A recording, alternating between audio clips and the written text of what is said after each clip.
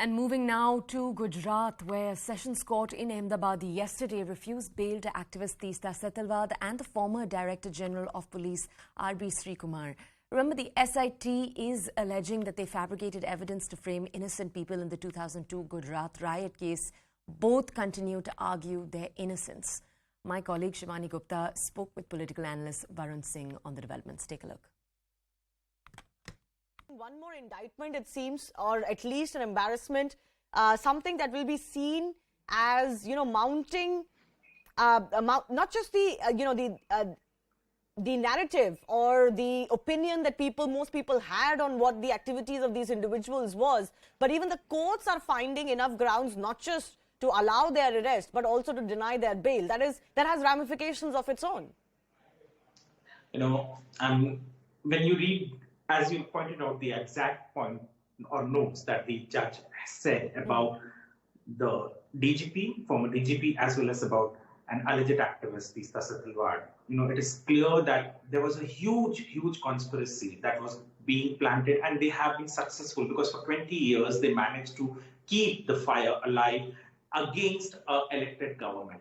The notings of the judge are pretty clear that the DGP gave an affidavit. The DGP, who was in the power, who could manage everything in the state, was managing things in a way that it looks like that it was government-sponsored riots. And similarly, in 2006, when Zafri's wife filed her complaint, it has been categorically stated that these were two people who helped her in filing her complaint, in a way that it looks like that the government was behind the killing of her husband. Varun, what is very extraordinary for the citizens to note is a lot of people already believed that this was a conspiracy.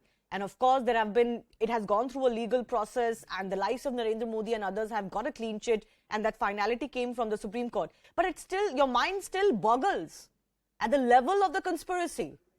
That despite being out of power, as is the allegation in this case, the Congress, of course, it was in power at the center. The Congress was so strong that it could still do what it did, because the name of Congress leaders has been taken by the investigative agencies. And the court is also mentioning political parties here.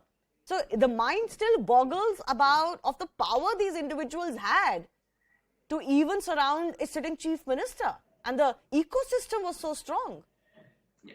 You used the exact word that I was going to say, the ecosystem. The ecosystem was so damn strong that it could come out with any narrative, and the entire system. I have been a journalist for this is my 18th year or 19th year in journalism, and I can tell you there's a strong ecosystem that works behind and that can help you put any agenda that you design, you have designed, and it can be set out as a narrative that we have seen for such a long time. Not just a narrative once, but an unending narrative, an unending and for campaign. 20 years they have had this campaign, and I can even tell you those people, even today, I somehow do not understand. There are many press associations that came out with a statement condemning the arrest of Teesta Setalvad. What standing do they have over here? These are the people who have helped in spreading this narrative. Money, especially coming from a Congress leader whose name has not just cropped up once, but every time whenever we hear about this particular case going in the court or being written by anyone. It is such a strong evidence, and it cannot happen until and unless the entire top leadership of a political party is involved. I think right now... And even machinery of the government, frankly. Yes. And of right other now, governments. we are scratching the surface. I think if a deeper investigation, which I'm sure will be carried out, we will have many other names that would come up, and it might come as a shock to many. Varun, finally, can I ask you, as I end this discussion, do you really believe that as part of this investigation, eventually the big fish will be caught too? I'm not just hopeful, but I'm sure that in the future, when the real names come out, it would not shock us, because now we have been preparing for those names. But when it comes out, the big fish, and all those countries which have been directly, indirectly, not countries, but people sitting in those countries who have been directly, indirectly trying to put a narrative, who wanted not Narendra Modi to go to US, who signed all those affidavits, who signed those letters, made people sign over here so that his visa gets rejected, his name gets spoiled, but he has come out victorious. I'm sure all those people behind it will be caught and they will be punished.